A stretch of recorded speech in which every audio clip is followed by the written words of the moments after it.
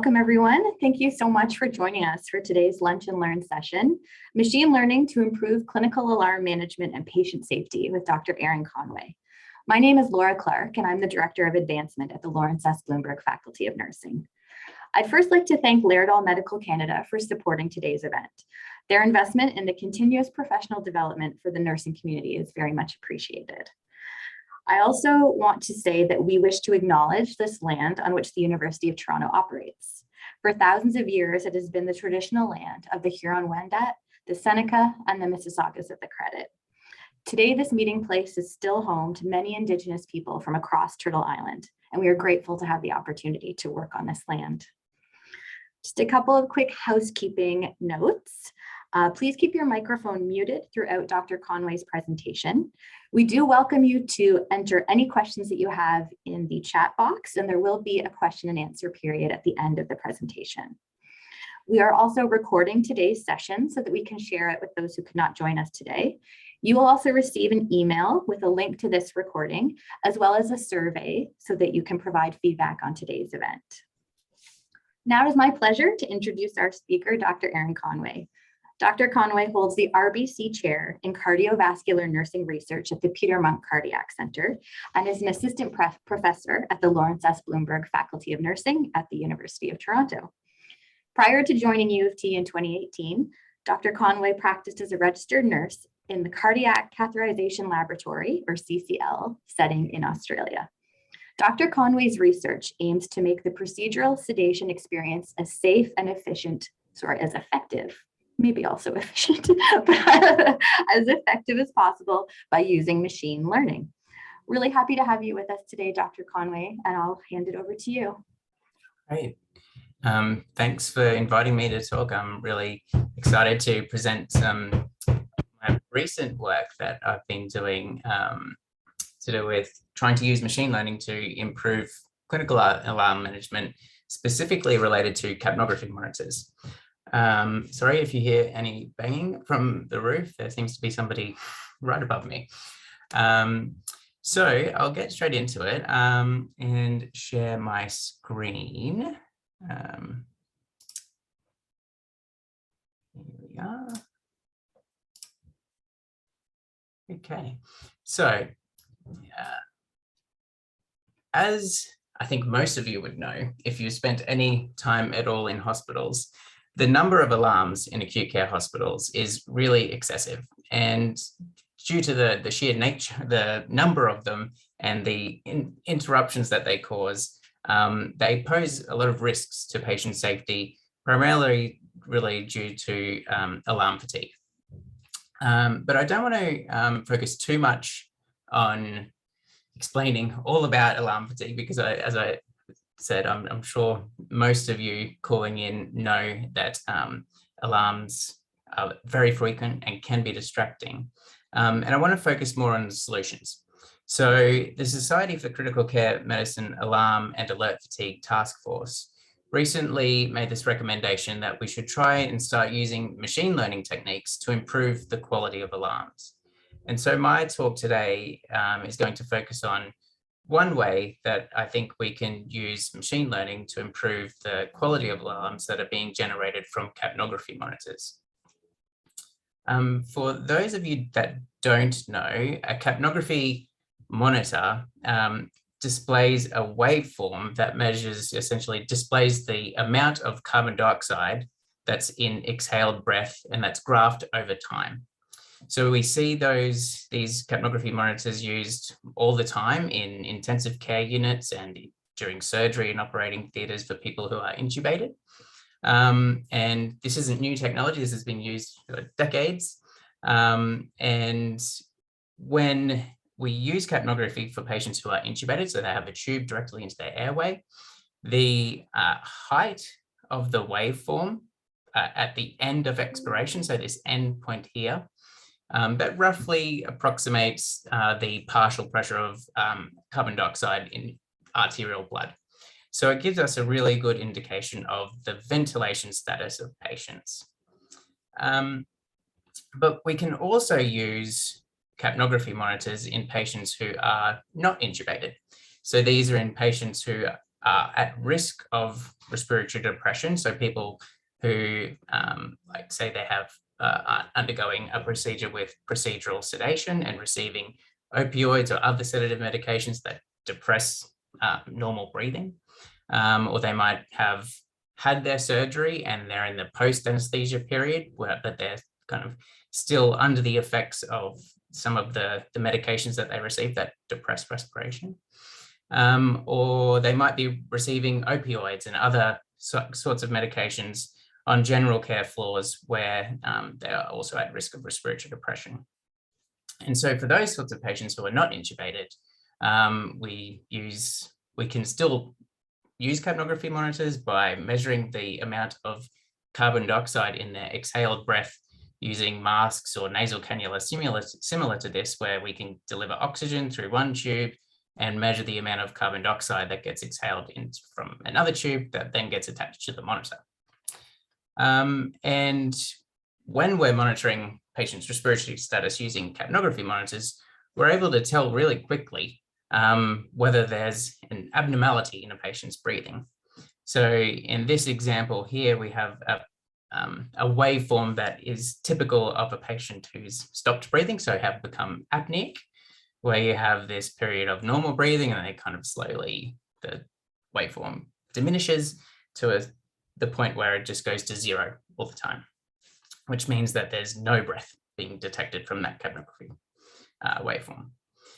Other types of waveforms that we might see in non-intubated patients who are at risk of respiratory depression, a common one is this hypopneic respiratory capnography waveform, where maybe it's normal and then it kind of diminishes down to a waveform that has a lower sort of amplitude for a period of time. And then when they take a breath, a more normal breath, their end tidal CO2 might be a bit higher than normal. So these are really common sorts of waveforms that we see in patients who are being monitored with capnography when they're not intubated. So using capnography for these people who are at risk of respiratory depression is useful because it's very effective at even identifying even really minor abnormalities in breathing. But and so for that reason, we are seeing it used more frequently for lots of different patient groups who are at risk of respiratory depression. So as I said before, it's procedural sedation, post-anesthesia care units, and on increasingly general care floors where people who are receiving opioids to detect opioid-induced respiratory depression. But as we're seeing more use of these devices, we have to keep in mind the risk of alarm fatigue. And the typical way that we can kind of minimize the impact of alarm fatigue when we're starting to use these monitors is to restrict the high priority alerts to only those that require direct and immediate attention. And so in most capnography monitors, the built-in high priority alert is just for when there's no breath being detected. So similar to that apneic waveform we saw before, where there's a normal waveform and then it goes down to zero or close to zero. And that's great that we're trying to limit the amount of very high priority alarms.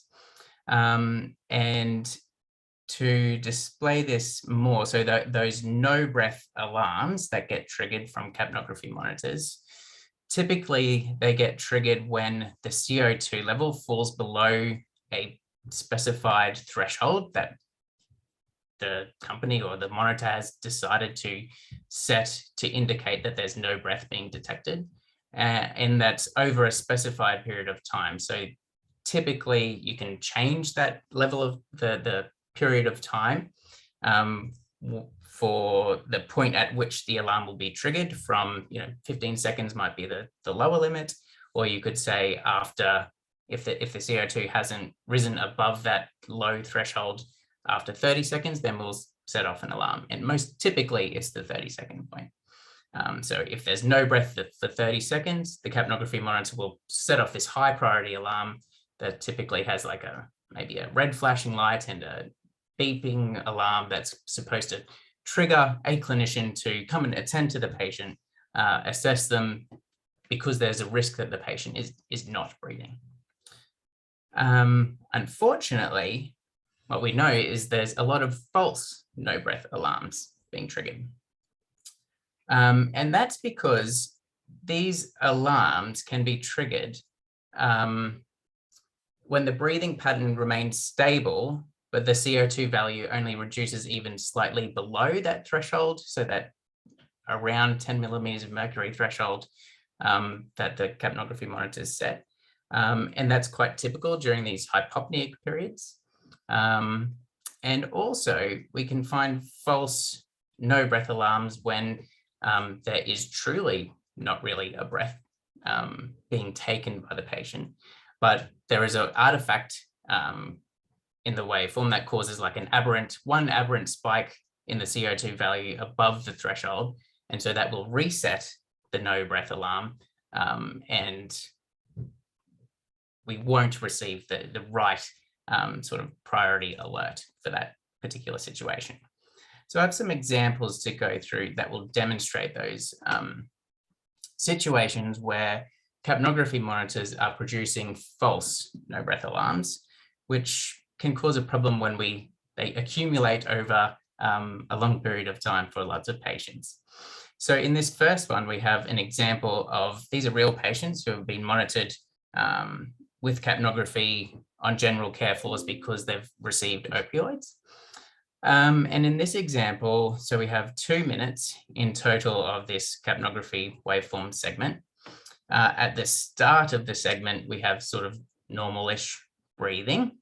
And then the patient potentially stops breathing in this period here. And up the top here, we have green, meaning normal breathing. So the capnography monitor isn't alarming. And the red, this is the point in which the alarm goes off on the capnography monitor because it hasn't detected a breath for 30 seconds. So we see here about 38 seconds in, and it corresponds to about this period here when they stopped breathing. So this here, completely accurate, no breath alarm. Unfortunately though, as we progress along and the alarm's continuing and continuing, we get to a point here where there's just these two kind of irregular, non-breath looking aberrations in the waveform that has actually reset the alarm. So you'll see the alarm has gotten turned off here. It's gone from red to green, even though from this period here to this period here, their breathing status hasn't really changed. So we wouldn't, in an ideal world, like for the monitor to turn off this no breath alert, because if you imagine like this, maybe this is a patient getting monitored in a room, there's been the no breath alarm going off, the nurse is halfway to go and check on that patient, it turns off, so they head away and potentially don't check on that patient, even though their breathing status hasn't actually changed.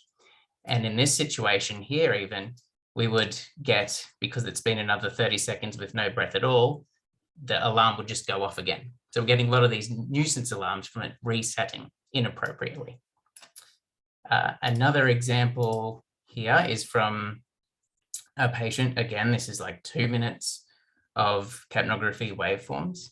And again, green means the monitor isn't alarming, red means the monitor is alarming, and this red spike means when the alarm starts counting that from the that there is no breath detected because the CO2 has fallen below the threshold that they've set.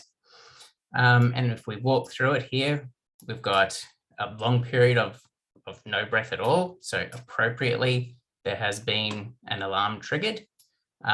Here, the patient starts breathing again, hypopneic sort of breathing pattern where the height or the amplitude of the waveform is not high. So we know they're not breathing normally, but we just do kind of can tell from this waveform that they are breathing.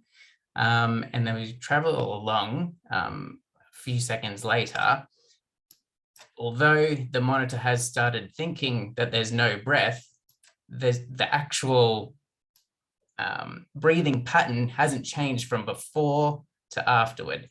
And so at this point here, we're going to get an alarm because there's been 30 seconds of no breath, even though there is still this hypopneic breathing pattern that hasn't changed.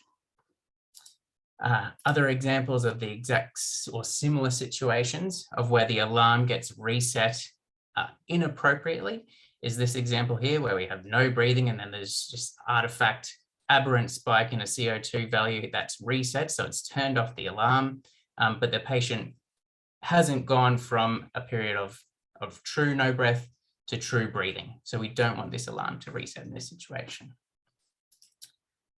Other example of the hypopneic sort of breathing pattern that gets triggered, even though their breathing pattern hasn't changed kind of before to afterwards, just because it goes below some sort of set threshold that the monitor has been programmed with, we end up getting an alarm.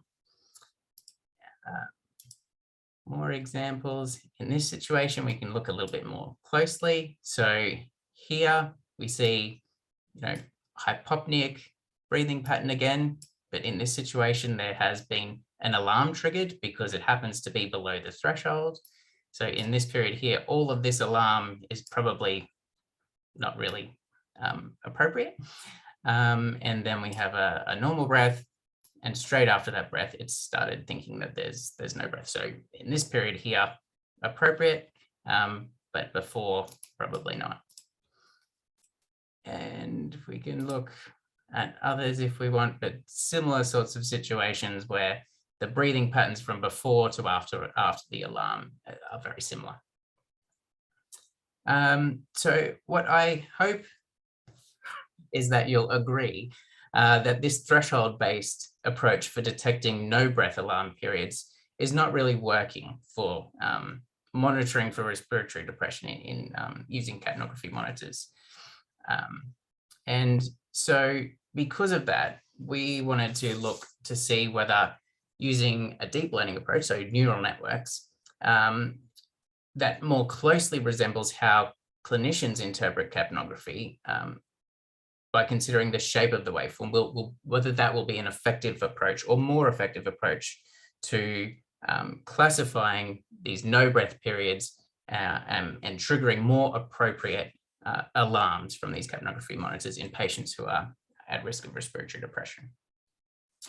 And so the first step that we need to do to undertake this process of building a neural network and using it to classify whether a segment of a capnography waveform resembles breathing or not breathing is that we need to get lots and lots of examples of waveforms where there is breathing and no breathing, so that we can feed that into the model and train it to make those decisions for us. And so for this labeling and for this study, we undertook a secondary analysis using data that was collected from North American sites that enrolled patients in the Prodigy study. So the Prodigy study was a large study funded by Medtronic, conducted across lots of different sites in North America and some Asian sites, and it was to do with predicting opioid-induced respiratory depression in patients who are monitored with capnography. And in this study, the patients that were included in it received opioids, and they were monitored on the general care floor with continuous capnography for up to 2 days or for up to 2 days. And so using that data, we kind of got a random sample of a subset of those patients, and then further on a random subset of smaller segments of the waveforms from those patients to use to label as breath or no breath segments, so that we can use that to train our model. And so the characteristics of the sample of participants that we included in our study were kind of, I think, representative of people who were having opioids after surgery mostly. So they were mostly patients who were in for surgery. There were slightly more females than males, maybe a fairly young population, so average age of 56. But, intermediate to moderate sort of risk in general of surgical risk. anesthesia risk, and 20% had sleep apnea. So some of them were at sort of higher risk of respiratory depression. And so the next step, so we've collected this sample of 10,000 segments of capnography waveforms. And the next step along this process is that we need to be able to label them as to whether they were a breath or a no breath. And so my tip for anyone wanting to use machine learning or, in similar sorts of applications is to really think about what's an efficient process for how you're going to label your examples.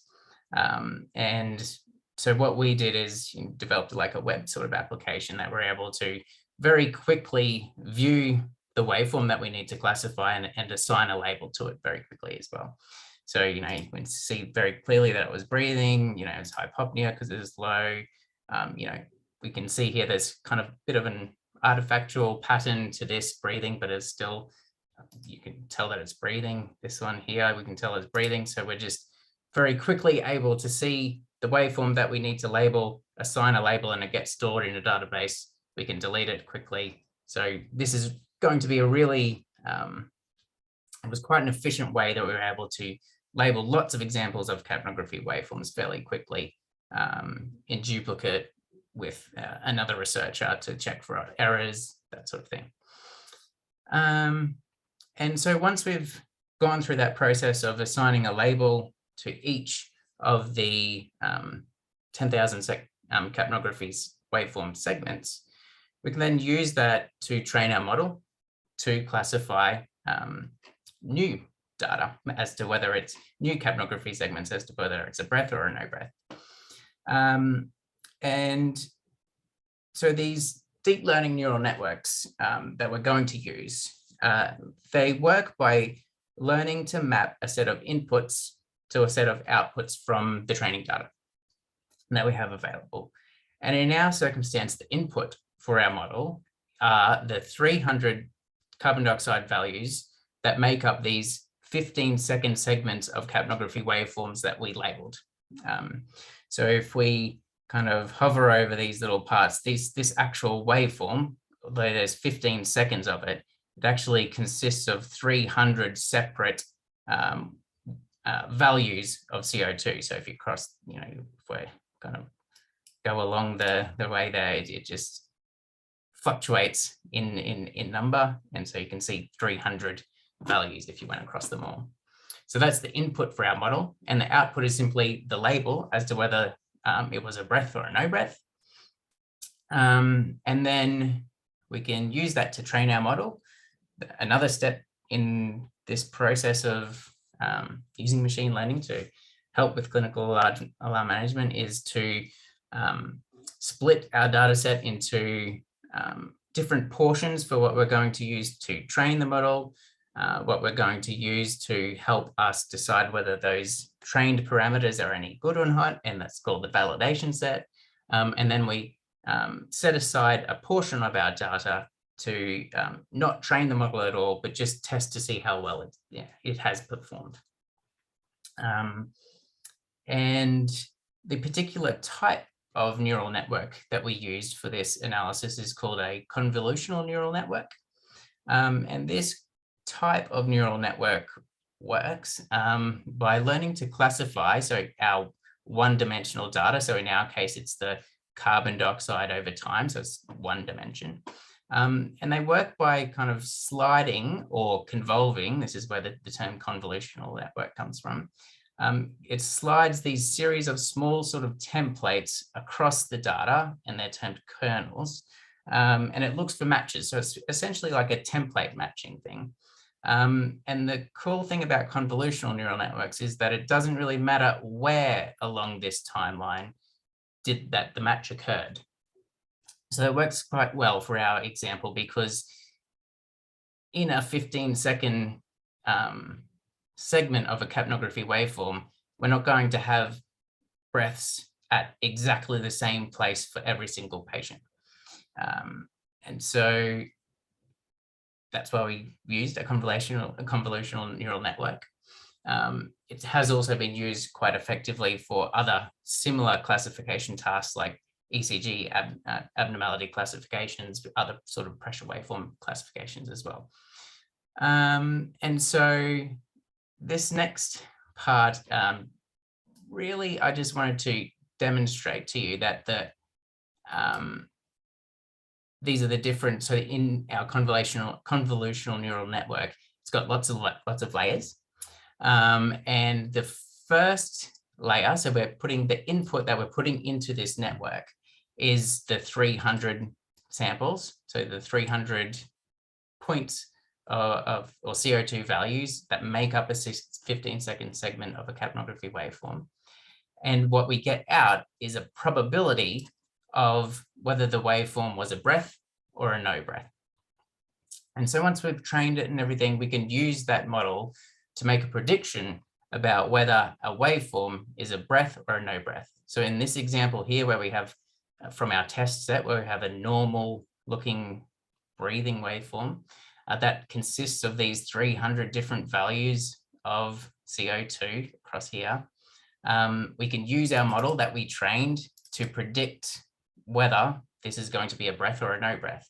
So in our example here, we pressed classify and we found that there's an extremely low probability that this waveform here was a no breath. In contrast, if we move along to this hypopnea example, we can use this, we can feed in a different set of data now. So we're feeding in this different set of 300 values and we're making a classification. And in this example here, even though the amplitude is much different, if we were to apply this to the threshold-based strategy, maybe we wouldn't get the same result, but there is, again, an extremely low probability that this is a no breath. Other examples of these hypopneas, which are kind of below the threshold, so they would be treated as a no breath with this threshold-based strategy. Using the neural network, we can say very low probability of a no breath. And then obviously this very simple example of a no breath, our model is saying that it's extremely high probability of a no breath. So we've correctly classified that. Moving on to some harder examples for the no breath. It's not all zeros. We've kind of got these little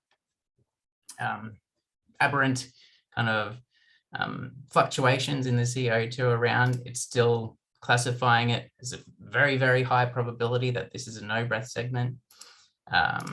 Other examples here. So in these examples, we would still classify it as a no breath, even though there's, again, these aberrant sort of potentially irregular fluctuations in CO2 values. Here, very high probability that it's a no breath. In this one, so the probability is 0.91 in this circumstance. So the model isn't as certain that it's a no breath as some of those other examples, but it's still kind of correctly classified that there's not a regular normal breath in this situation. But these are just like kind of randomly picked examples out of our test data set. What we need to know about whether or not our trained convolutional neural network, whether it's performing any well or not, is to test that out on all of the examples that we set aside in our test set. And it turns out that it does really quite well.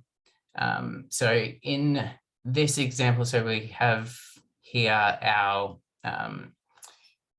so it's like a confusion matrix is the term that is used quite commonly to demonstrate the performance of predictions or classifications using machine learning. And what we can see here is we've mapped the true prediction, the true labels for each capnography wave form segment in our test set against the predicted labels. And we can see that most of the examples where there was a true no breath, we were able to predict correctly. And most examples where there was a true breath, we were able to correctly predict that it was a breath.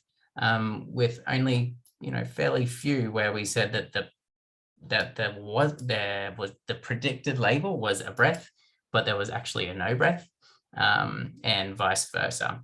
And we can kind of change.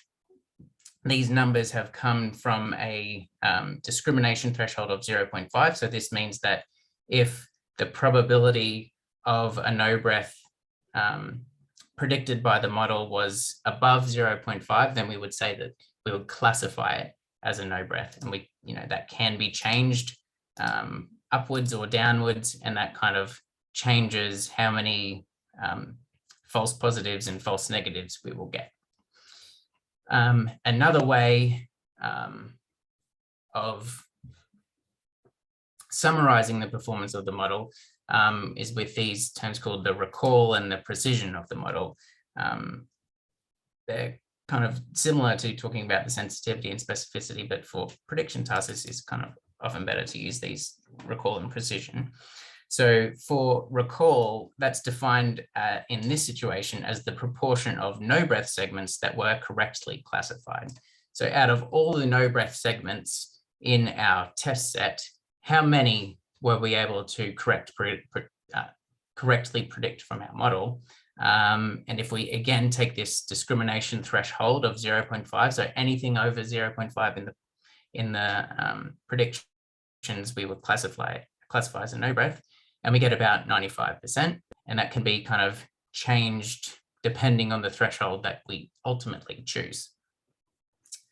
And so in more simpler terms, if we choose this 0.5 discrimination threshold, based on those numbers for the precision and recall, we can say that only 50 out of every 1,000 true no breath segments would be incorrectly predicted as a breath. Only 50 out of every 1,000 predictions that a segment was a no breath would be incorrect. Whereas in contrast, 180 out of every 1,000 segments meeting the no breath threshold criteria would be incorrect. So this neural network approach is performing at least 3 times better than the standard threshold approach. But I would emphasize that that's just in the simple task of kind of classifying these 15-second segments. How we need to operationalize this model into an alarm is that we can accumulate the predictions of each 15-second along the way. And if there's kind of 2 consecutive 15-second segments classified as a no breath, then we will trigger an alarm. So that would mean that there would have been 30 seconds where no breath has been detected. And so that means we need to trigger an alarm, which is kind of the standard threshold or default that's kind of set with most capnography monitors. And in this next section here, I just wanted to demonstrate how these predictions can be applied to an alarm monitoring strategy and improve it. So in this example, again, we have, there's about 160 seconds of the waveform here. This bottom green, bottom colored row represents the alarm conditions that would be for the threshold default alarm strategy. So, and this line is what would have been triggered with our new deep learning neural network strategy. And above that is the predicted probability of the no breath. So if we kind of zoom into our waveform here a bit, what we can see is kind of normal breathing. And in the predictions of this 15-second segment here is that there is really no chance that this is a no breath segment. Moving along a little bit, the color kind of changes slightly to more blue. So there's maybe a 0.1 probability of this 15-second segment here being a no breath. So quite rightly, there's been no alarm triggered. And if we move along the segment, we can see that in this 15-second segment here, where there's just these 2 small hypopneic breaths maybe, the predicted probability that this was a no breath is actually higher. So we would probably predict that just this 15-second segment here was a no breath from our model. But because that was kind of adjacent to two other segments where there was breathing detected, we haven't triggered our alarm.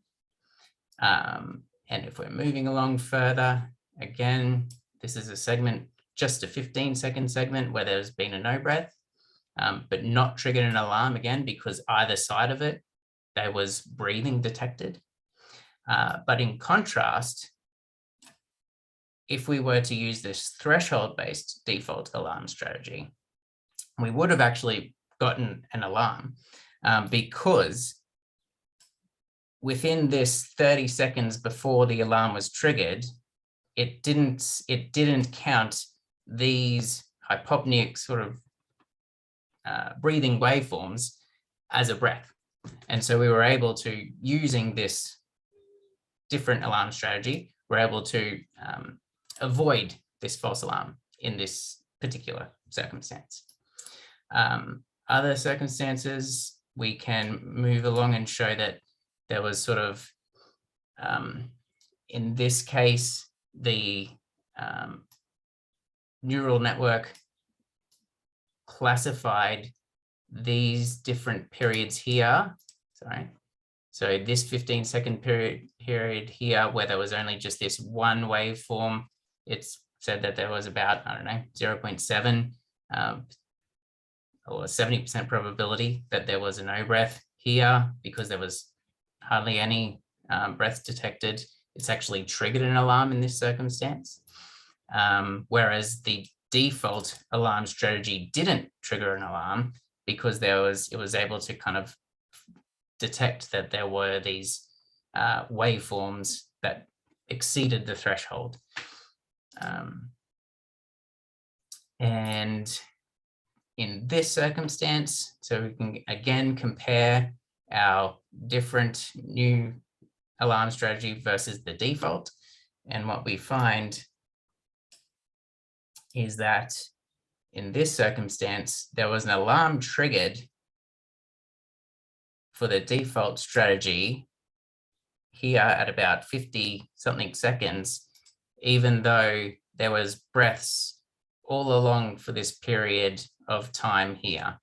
So it hasn't detected all of these breaths because it's below the threshold that's specified, and it's kind of triggered an early alarm compared to the neural network, where it only started detecting no breaths, I would say more appropriately, where the breathing actually turned from regular hypopneic sort of breathing to a no breath. Other examples of where the total alarm duration was reduced with this deep learning model, because it was able to, again, not start classifying as no breath too soon, because it was able to identify these hypopneic breathing patterns for longer than the no breath strategy. So in this circumstance, the default alarm has come on at this second, 60 seconds here, because it didn't detect any of these breaths previous. And so we have reduced duration of the alarm. And also it's detected the recommencement of breathing sooner than the default alarm strategy. Other examples are these hypopneic breathing patterns where there was no alarm triggered correctly in this for the neural network, because it was able to detect that these are hypopneas rather than no breath. In that example, and also in this example here, fairly evident. So in terms of considerations for how we could implement this sort of system, we have to keep in mind that this model was developed using a data set of capnography waveforms from patients who received opioids on the general care floor. So that may not entirely represent other settings in which capnography is used, so people having procedural sedation or in post-anesthetic care units, etc.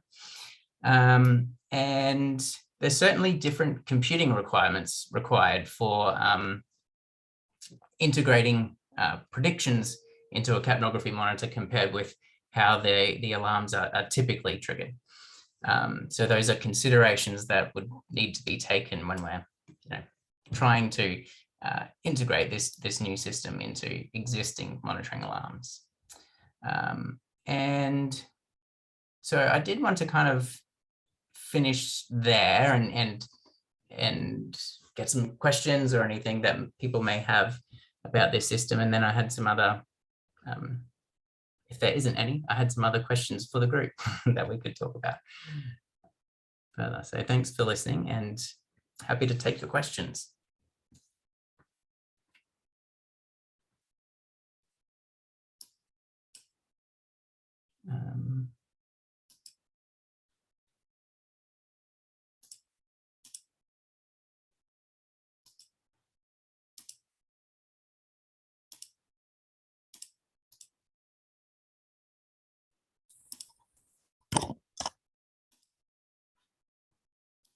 Can I ask a question? Sure, Jocelyn. Okay. Erin says, thank you. Hi, I'm Jocelyn Bennett from AMS Healthcare. Really interesting presentation. Thank you so much, Erin. I'm interested with the, as you were talking about the specificity of this with a particular population of patients. So general care floor, post with opioids. And if you think about all the other areas, there's tremendous potential here when you think about, burnout and alarm fatigue with nurses. So what has to happen for this to become more generalizable across populations, or do you need to do a deep dive on the work with each different population? Could you talk a little bit about how that works? Yeah, I think there's probably value to validating, any sort of model in, the different populations that is going to be used in. And, I think the advantage of this sort of thing is it doesn't actually, there is a little bit of work in labeling it. So if you were to need to, validate it in another population, the work required is to get a sample of capnography segments, label them, and then check if the model is correctly predicting the classifications. So it certainly would be something valuable to do, but also it's potentially something that can be done once the system is rolled out as well. If this sort of thing was to be integrated into monitors, you would want to have some sort of system where you're communicating not only just like the alarm getting set off to the nurses or clinicians using this, but also the probability, scores. So something, potentially similar to this sort of thing. So you want to be able to communicate to the nurses why an alarm was triggered. And if, people are seeing that the alarms, the model is misclassifying things lots of times, then, at least you have, the right information to be able to come back and retrain it and improve the model. Just one follow-up from what you said is, unless somebody else, is when you think about deploying something like this, because I'm kind of going down the road, is this something, how does that happen? Does it get deployed locally within an organization? Does it have to be built into your EHR? Is it built into the monitor? How does that start to work? Yeah, this is certainly kind of preliminary stuff, I think, more so kind of just showing the feasibility of using, deep learning or other approaches to improve alarm management. And, fortunately, I'm working quite closely with Medtronic, on this analysis and on some other studies that we're doing. And the initial feedback has been quite good.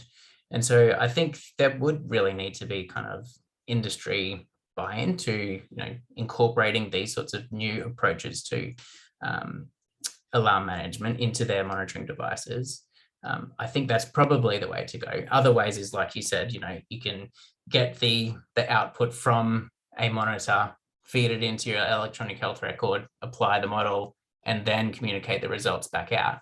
But that's probably a bit of a roundabout approach to doing it. Yeah. Thank you very much. There is one question in the chat, Erin. I think it does overlap a little bit with what you were just talking about. But the question is, who will be your target audience for education and training? Yeah, I mean, I think that depends on how, whether or not you're able to implement it, like Jocelyn was getting to. I think this is a fair, way away from actually getting it into practice.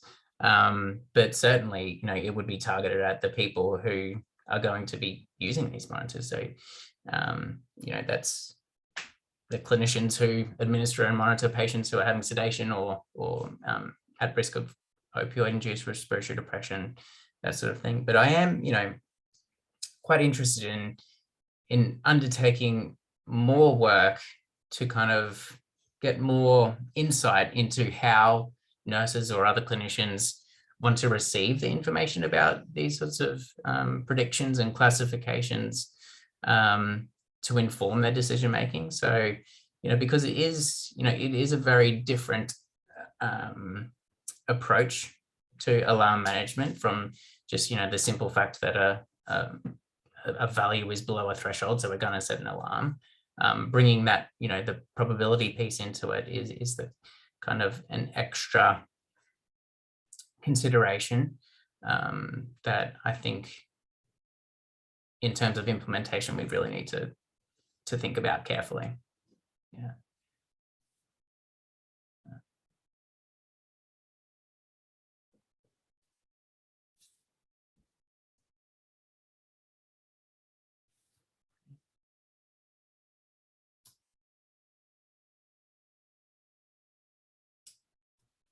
It's the other ways that you could, if it is able to be implemented into practice, then the other thing that you'll want to do, along with, validating that the model is still working well with whatever population you're using it in, is to try and get those, new examples of labels of whether it's, the waveform segment is a no breath or a breath. And potentially one way you can do that is kind of more of a real-time situation where, sort of like those capture codes that you get, on the internet. So, if you're using a model, at a certain point in time, maybe it can flip up on the screen, with an example of a waveform, asking the clinician to rate, was this a no breath or a breath, and kind of build that into the loop of everyday practice.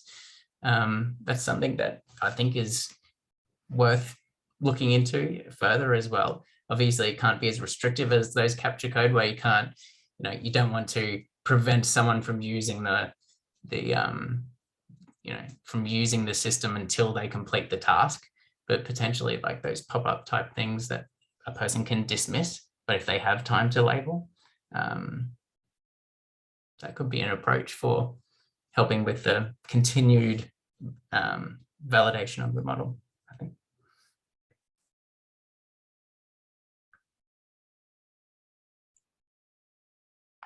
Does anyone else have any other questions? I guess I would just ask, Erin, where are you going from here with this? What's sort of the next steps? Are you continuing to build with this, looking at other conditions? Just interested there. Yeah, so I mean, so this work was done with a population of patients who are having opioids on the general care floor. Most of my research is to do with procedural sedation, so I would be interested in kind of teasing this out a little bit more in that population. We're doing a study with Medtronic for another type of alarm feature that would be able to probably get some data similar to this, and we might be able to kind of duplicate the analysis, or at least validate it in another setting, which is cool. But yeah, I'm really interested to see how this can kind of stimulate industry even to like kind of look into these more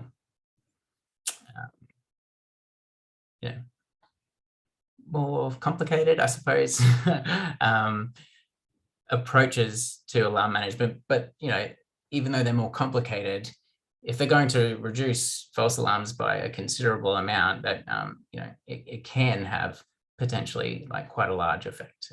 I didn't get too much into the risks of alarm fatigue and that sort of thing, but it is a real big problem. And yeah, so I think that has a lot of potential.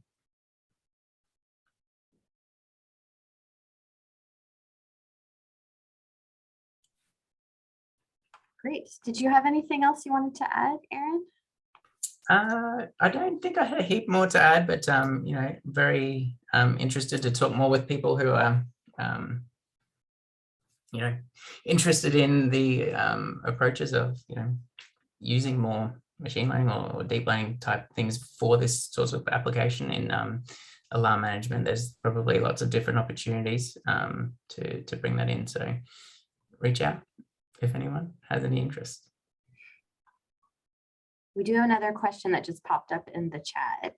I think we have time for it, and then we'll close things off. To bring this to different populations, can you build off the existing model? How much more training data would you require? I think in machine learning, it's the more data, the better, isn't it? But yeah, and I think there's different approaches for building off existing models and that sort of thing already. So I think it just depends on, I think that's probably the better approach. Like if you were to want to improve this, you could, I think it's like reinforcement learning and that sort of thing that you can kind of build off an already existing model. So that's probably an approach you could look into rather than having to completely start from scratch in another, just because you have a different kind of slightly different population. So yeah, I don't think it's more so, and as I said, the actual time taken to accrue a data set for this isn't that considerable in comparison to other things, I don't think. So it's certainly feasible. Wonderful. Thank you so much. Thanks, Aaron, for that great presentation. We really appreciate your time today. And thank you to all of you for attending and for all of your questions. I just wanted to say that this wraps up our final Lunch and Learn for this year. We will start back up in September. And in the meantime, I hope you'll check out our website for more information on our Nursing Week events, as well as our alumni reunion events coming up in May. In closing, I'd like to thank Aaron and all of you again, as well as Laerdal Medical Canada for supporting our Lunch and Learn series. I'd also like to thank my colleagues, Shauna Spicer and Carolyn Peralta, for organizing everything behind the scenes. Thanks so much, everyone. I hope you enjoy the rest of your day. Thank you.